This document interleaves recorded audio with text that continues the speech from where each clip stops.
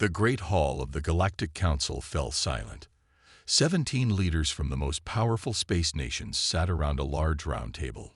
On the big screen before them, red dots spread across the star map like a disease. "The Vitheri have taken 3 more worlds this month alone," said Admiral Zexlor. His blue skin looked pale under the harsh lights.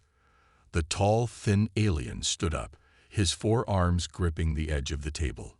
"We are losing this war." No one spoke against him.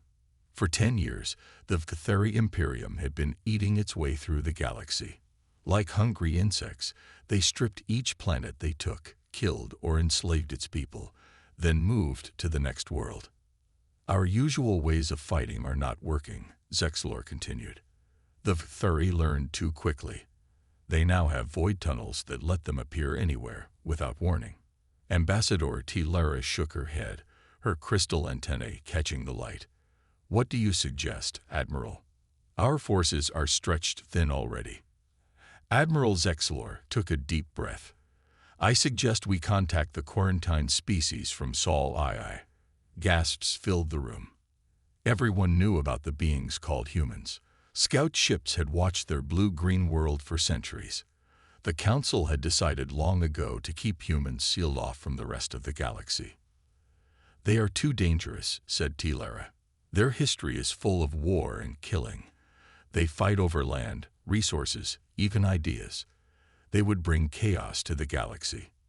"Perhaps," admitted Zexlor, "but they might also bring victory. The Vitheri fight like a single mind with many bodies. Humans fight with many minds, each thinking differently. They might see solutions we cannot." The council leader, an ancient being named Orcs, spoke in a deep voice. "You want us to give space travel technology to a species that still kills its own kind."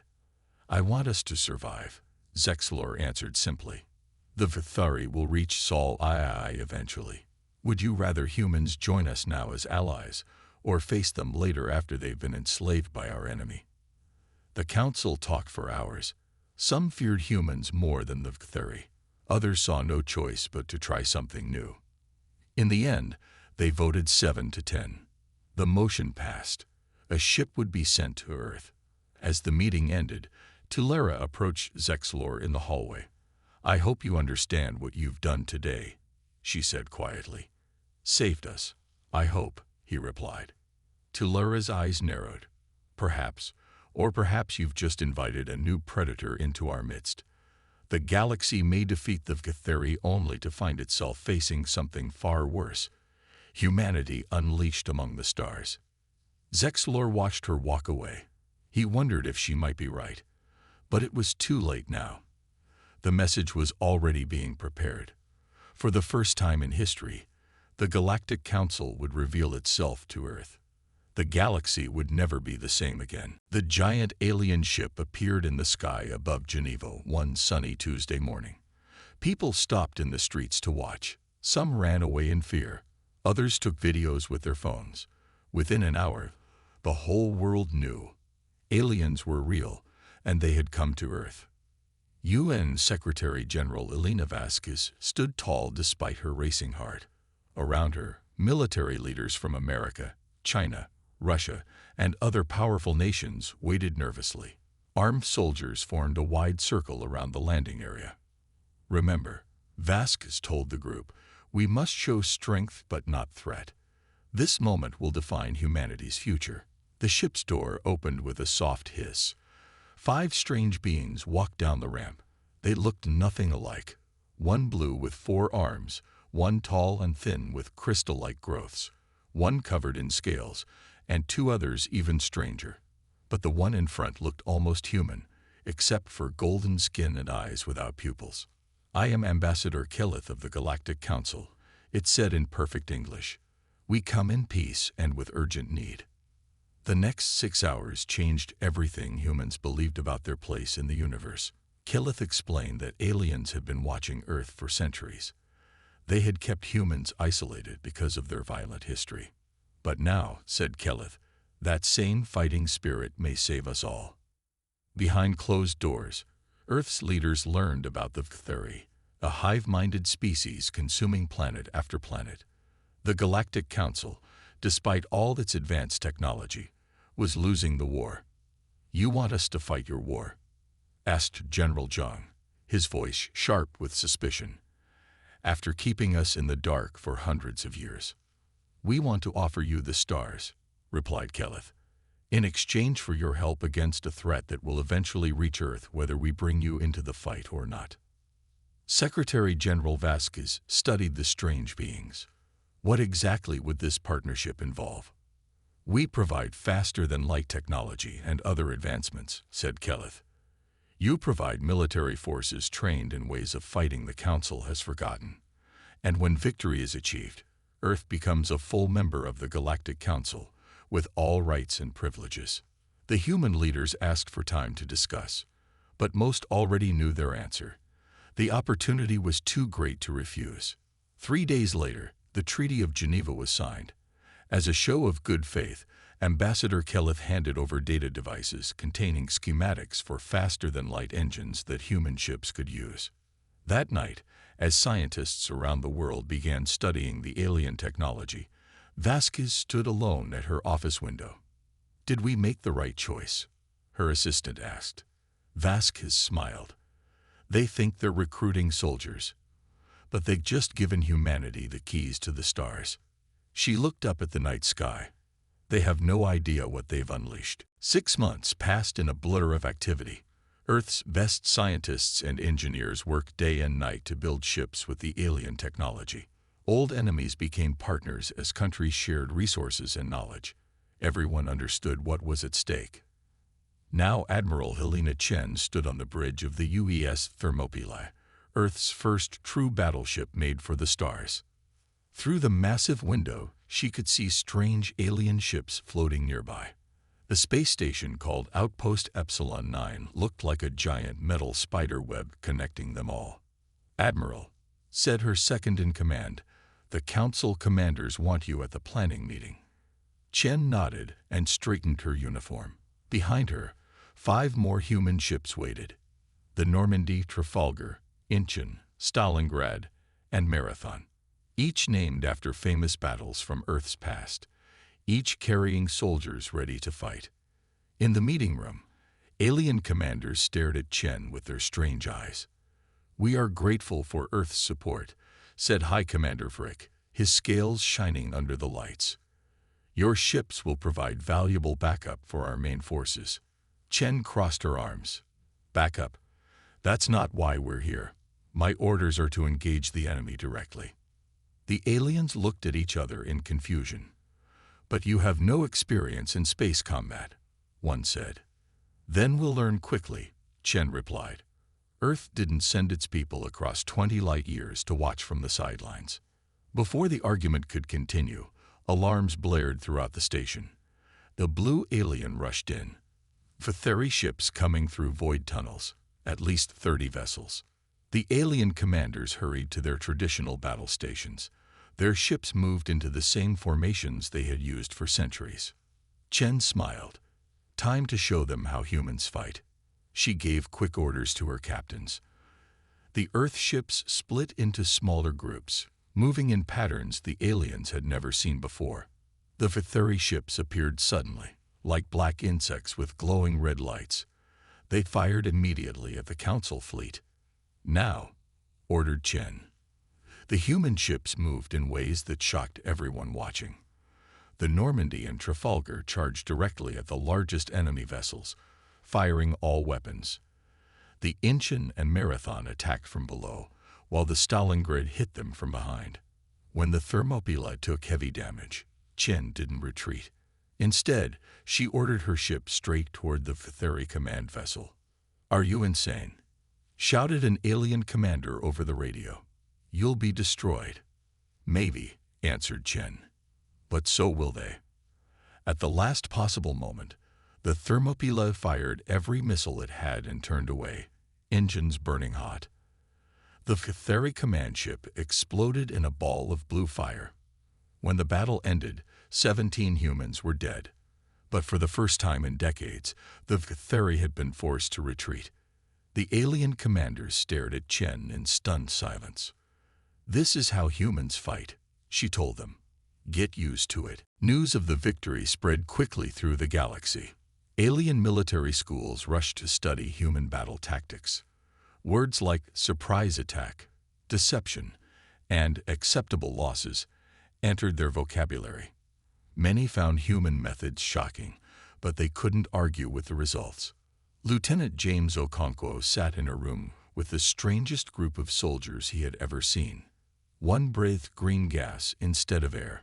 Another had 6 arms and blue skin. A third changed colors when it spoke. Yet all wore similar combat uniforms and looked at Okonkwo with respect. "Today we train for our mission behind enemy lines," the Nigerian Special Forces officer told them. "We will move as one unit, despite our differences." For 2 weeks, Okonkwo pushed his alien team harder than any had trained before. They complained about the physical demands, the lack of sleep, the constant drills, but they followed his orders.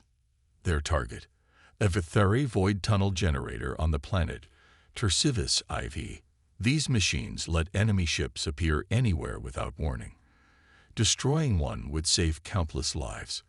When their small ship landed in the jungle of Trembles IV, Okonkwo immediately saw a problem. The facility was 3 times larger than their intelligence had shown. "We should return and request more forces," said Grex, the 6-armed soldier. "This is protocol." Okonkwo shook his head. "By then they might move the generator. We adapt and overcome." He pointed to various team members. "New plan. Zitha and Vrail. Set charges here and here. Mox, you're with me. We'll create a distraction." Hours later, alarms blared across the Vithari facility as Okonkwo and Mox attacked the front gates. Guards rushed toward them, while the rest of the team slipped in through the back. When the explosions started, even Okonkwo was surprised by how big they were. The entire facility began to collapse. "Run," he shouted into his radio. "Everyone get to the extraction point." The team raced through burning hallways and falling debris. Not everyone made it. By the time their ship lifted off, 5 team members were missing or dead. On the return flight, the aliens sat in shocked silence. Finally, Grex spoke. 7 of 12 survived. "This is unacceptable by Council standards." "But the mission succeeded," Okonkwo replied quietly. "The generator is destroyed." Back at the base, Council commanders were initially horrified by the losses. But when reports came in that the destroyed facility had prevented a major Vithari attack, their attitude changed. Meanwhile on Earth, countries raced to build more ships and train more soldiers. Former enemies worked together, sharing technology and resources. Everyone watched the news from space, proud of humanity's impact. In a secure lab, scientists studied a captured Vithari soldier. They made a surprising discovery. The insect-like creatures had a hive mind.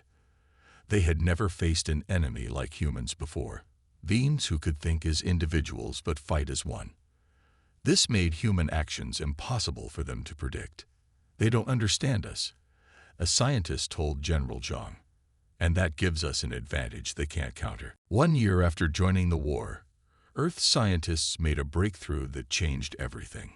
Working day and night in labs across the planet, they combined alien energy technology with human nuclear science to create something new. Dr. Aisha Patel stood before the Galactic Council with Admiral Chen at her side. On the screen behind them was a simple diagram of their new weapon. They called it the Prometheus Protocol. This device can collapse a Vithari void tunnel while their ships are still inside it, Dr. Patel explained. The energy turns back on the ships, destroying them instantly. The council chamber grew silent. Many alien faces showed shock or horror. "You weaponized our energy transfer technology," asked Ambassador Tilera. "We gave that to you for your ships, not to create new ways to kill." Admiral Chen stepped forward. "You asked us to help win this war. That's what we're doing." The council broke into heated debate. Some called the weapon too destructive. Others worried about breaking galactic laws. Hours passed with no decision. Chen grew impatient. She pulled Dr. Patel aside. How soon can the Prometheus protocol be ready for use? 3 ships already have it installed, Patel whispered, including the Thermopylae. While the council argued, urgent news arrived. A massive Vithuri fleet was heading toward the Centauri star systems, home to billions of people. The council called for immediate evacuation, but Chen knew there wasn't enough time. She left the chamber without permission and sent coded orders to her fleet. The Thermopylae and 2 other human ships jumped to the Centauri border, arriving just before the Vithuri. Enemy ships preparing to void tunnel into the system, reported her tactical officer. Over 300 vessels detected. Perfect, said Chen. They're all coming through the same entry point. Activate Prometheus protocol on my mark. When the Vithuri void tunnel opened, showing the first enemy ships, Chen gave the order. The Prometheus device fired, sending energy directly into the tunnel. For a moment, nothing happened. Then the void tunnel collapsed in on itself, crushing the Vithuri fleet in a blinding flash of light. 300 enemy ships destroyed in seconds. The council was furious that Chen had acted without permission, but they couldn't deny what had happened, the biggest Vithuri defeat since the war began. Later that night, Ambassador Kelith met privately with Secretary General Vasquez. The alien looked troubled. When we first contacted Earth, we feared your violent history, Kelith admitted. We thought we could control how you used our technology. Vasquez smiled softly. And now? Now we fear what will happen if you lose, said Kelith. The Vithuri would consume everything. But I'd wonder, what will the galaxy look like if humanity wins? Vasquez had no answer. The truth was, she wondered the same thing herself. 2 years into the war, human ships led battle groups across 3 sectors of space. Admiral Chen now commanded the largest combined fleet in the galaxy. Earth tactics had changed how everyone fought. The Vithuri were losing ground for the first time in decades. But the price was high. Major Sophia Diaz stood in a field hospital on the mining world Keldoria. Around her, doctors rushed to save wounded soldiers, both human and alien. The smell of blood mixed with strange chemicals filled the air. How many did we lose today? She asked the medic beside her. 28 humans dead, 17 seriously wounded, he replied. Only 9 alien casualties from their forces. Diaz nodded grimly. This was normal now. Human soldiers took risks that alien troops would never consider. They fought harder, pushed further, and died more often. Back on Earth, memorial services happened every day. Faces of fallen soldiers appeared on news screens. Families cried for people who died millions of miles from home. Yet more volunteers lined up to join the fight, driven by duty and the promise of a place among the stars. On Keldoria, Diaz led her battalion through the night, attacking Vithuri positions when they least expected it.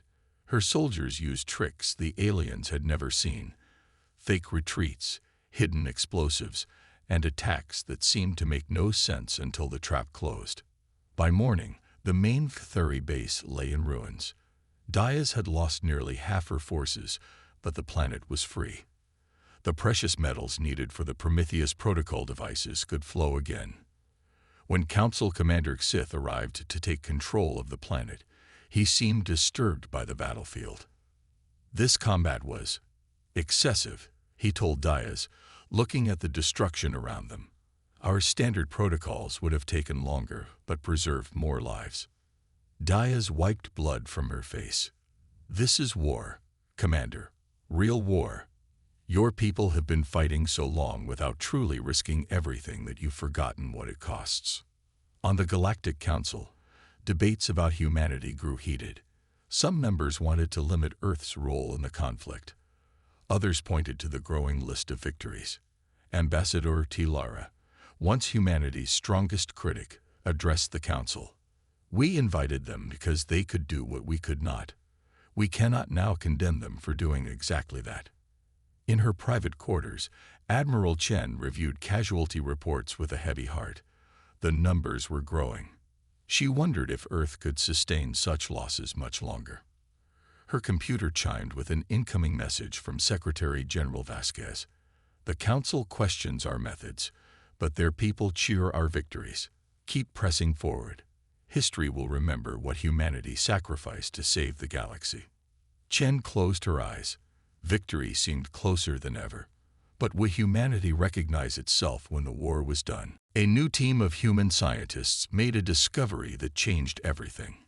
While alien researchers had studied Pthuri for centuries, humans looked at the problem differently. Colonel Maya Sanchez led Earth's Xenobiology Division, a group studying alien life forms. For months, they examined captured Pthuri soldiers, searching for weaknesses. "Look at these brain patterns," Sanchez told her team one night, pointing to colorful images on a screen. The Queens control their soldiers using special signals, like invisible threads connecting them across space. Dr. Jensen, her chief scientist, nodded excitedly. "If we could cut those threads, the soldiers would lose direction," finished Sanchez. "They would fall apart without orders." Working day and night, the team created a device called a quantum disruptor. It could break the connection between the Pthuri Queens and their forces, leaving millions of enemy soldiers confused and helpless. When Sanchez presented the plan to the Galactic Council, they immediately rejected it. "This is mind destruction on a massive scale," said the Ethics Committee leader. "It goes against all our laws. We cannot allow it." Admiral Chen listened silently before speaking. "With respect, 3 more worlds fell to the Pthuri last week. How many billions died while we debate ethics?" But the Council would not change their minds. Fighting should continue the traditional way, they insisted. That night, Secretary General Vasquez called from Earth. "The Council told me about the quantum disruptor. Is it really that effective?" "It could end the war," Chen replied. "But they won't approve it." Vasquez was quiet for a moment. How soon could it be deployed without their permission? 3 days later, a small team of human operatives slipped past enemy lines into the heart of Pthuri territory.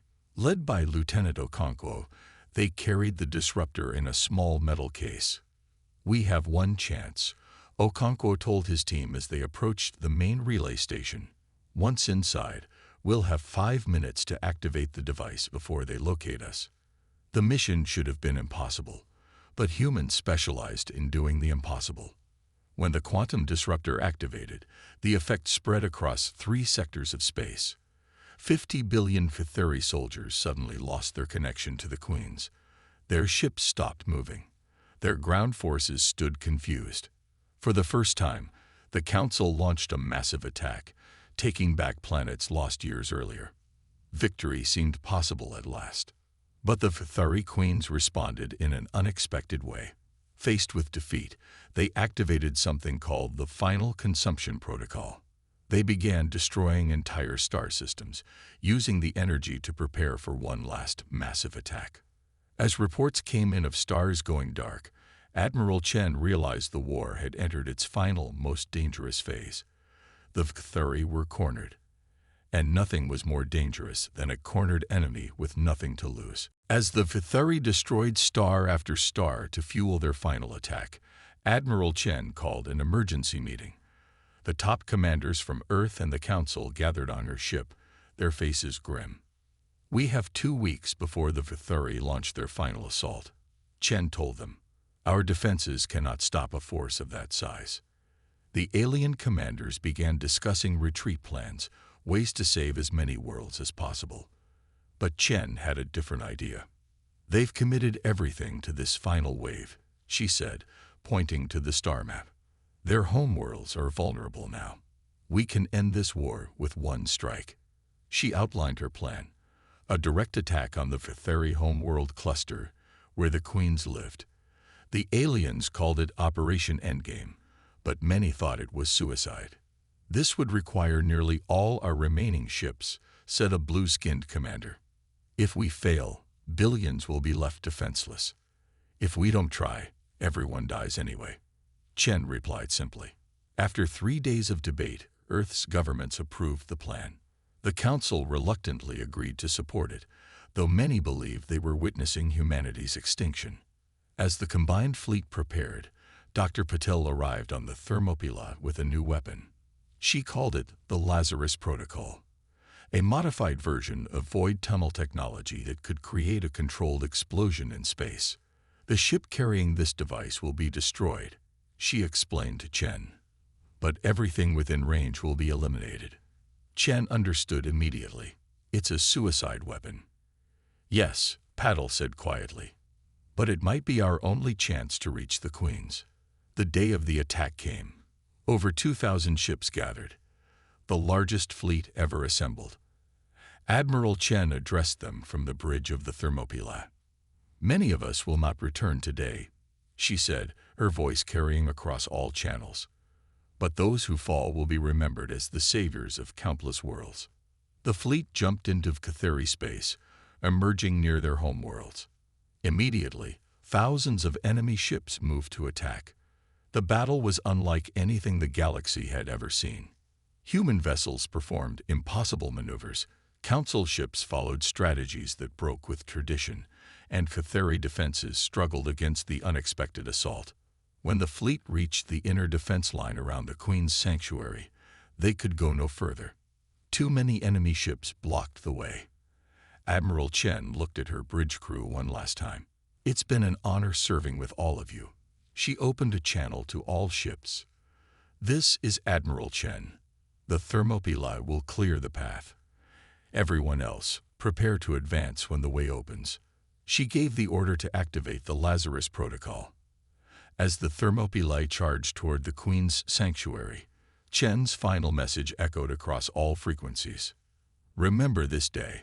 This is humanity's gift to the galaxy. The explosion tore a hole in space-time itself, visible across thousands of light years. The Catheri Queens and their central hive mind vanished in a blinding flash of light. 3 months after Admiral Chen's sacrifice, Secretary General Vasquez stood before the full Galactic Council. The Great Hall was packed with representatives from every corner of the galaxy. All had come to witness this historic day. The war is over, Vasquez began. The Catheri forces fell into confusion after the Queen's destruction. Without their central mind, they could not continue fighting. Earth had paid a heavy price for victory. Admiral Chen and thousands of Earth's finest soldiers were gone. Families across the planet mourned their lost ones. Yet there was pride too. Pride that humanity had saved not just itself, but countless other species. Today, we remember those who gave everything. Vasquez continued. Not just humans, but all who fought against the darkness. The council leader, old Orcs, rose slowly from his seat. The Galactic Council has voted unanimously to grant Earth full membership, he announced. Never before has a quarantined species joined us so quickly. As promised, technology transfers to Earth accelerated. New medicines ended diseases that had plagued humans for centuries. Clean energy solved environmental problems. Food production increased beyond all expectations. But the galaxy had changed in other ways too. Council species looked at humans differently now, with respect, gratitude, and caution all mixed together. Some feared humanity might become the next great threat. Others saw them as necessary protectors. In military academies across the galaxy, human battle tactics became required study. In science labs, human approaches to research gained popularity. Human art, music, and culture spread to alien worlds, bringing new ideas with them. We came as warriors because that is what you needed, Vasquez told the council. But humanity is more than its capacity for war. We are explorers, creators, and dreamers. We ask now for the chance to show the galaxy not just how humans fight, but how we build, how we learn, and how we live. The council accepted these words, but many delegates exchanged knowing glances. They had invited a quarantined species out of desperation, expecting a small contribution to their war effort. Instead, in just 2 years, humans had changed everything. Warfare, politics, and the balance of power. As Earth ships began peaceful exploration missions into distant corners of space, Other species prepared for a very different future. Humanity had arrived on the galactic stage, and nothing would ever be the same. Throughout council chambers and on countless worlds, a saying spread among alien species. It carried both fear and admiration in equal measure. Thank the stars they're on our side. And in orbit around Earth, construction began on a massive monument.